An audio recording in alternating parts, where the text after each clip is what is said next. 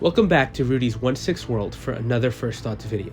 And Hot Toys strikes again with a double announcement for all Star Wars fans. And they had already teased these last week, so the only thing that's kind of surprising is how quickly it went from tease to reality. And first up that we're going to look at is Padme Amidala from Star Wars Episode 2 Attack of the Clones. And I think of the two releases, the two announcements, this is the one that really stands out for me. First of all, Padme has to have been one of the most requested up to now unproduced Star Wars characters that fans wanted and were constantly asking Hot Toys to make. And an original version of her, original prototype of her was teased some time ago at San Diego Comic-Con and then was never heard of again. The recent release of the Mighty Thor Jane Foster figure, I remember, was met with questions like, this is great, but where's Padme? So Hot Toys finally decided to deliver, and I don't know why, but this feels like a statement piece from them. This prototype, I think, has to rank amongst the best Hot Toys has ever made. It is that good. So let's start with the most amazing part of it, and that's the sculpt. Without question, this is Padme. This is Natalie Portman. Some of the promotional shots Hot Toys included here, and a lot of credit goes to whoever's doing these for them, are almost exact replicas of some of the behind-the-scenes shots that were released for the original movie release. And there's some shots where the similarities are just uncanny. I mean, the figures look that real. The detail work here is just incredible. And I know I'm going to be focusing on a very particular element here, but the forehead, where for her hairline, where the hair meets the sculpt, some companies, and I mentioned this in other videos, just leave it as a plain line, which isn't realistic at all. And the eye kind of picks it up. Hot Toys and their team go that extra step, and they include some great paint work and sculpt work to show some loose strands of hair and really make the sculpt look natural at that hairline. I love that attention to detail.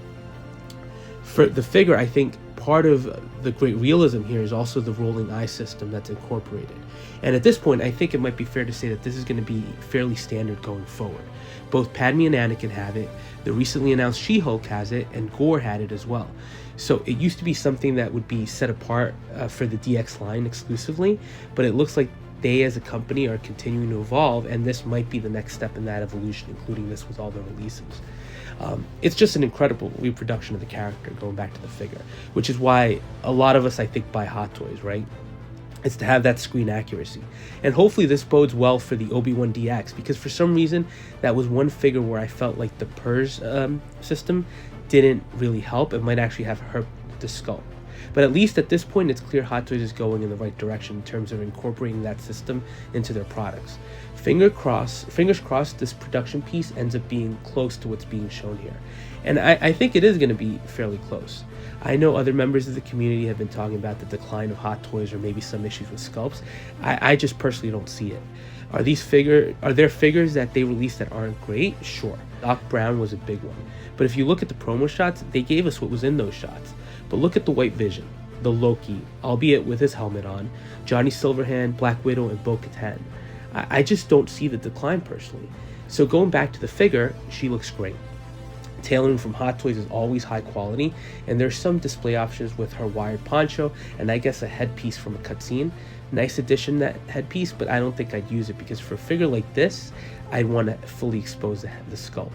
At least my preference would be that, but nice accessories. Boots look to have an excellent sculpt as well, and the belt looks great with the holsters. Only thing I'm hoping is that Hot Toys doesn't go with pleather.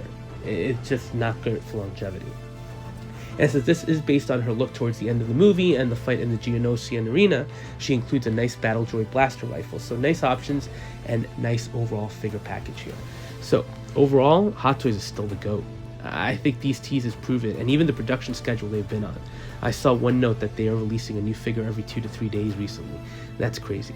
But I think they continue to produce quality figures, and they're producing characters that we asked for. So hopefully the sales will back this and encourage them to continue producing these characters for our collections. I think Padme is the highlight of the two figures announced last night. Not to take away from the Anakin, which is a great figure, and we'll talk about that in the other video. But she's just a long requested character, and Hot Toys delivered an amazing looking figure here.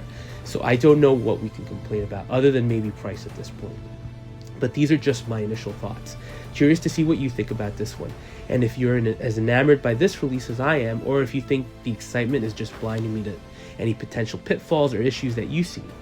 And as always, thank you for watching, and if you are enjoying these breaking news videos and some of my other content, please like, comment, and subscribe, and we'll touch base on the next video.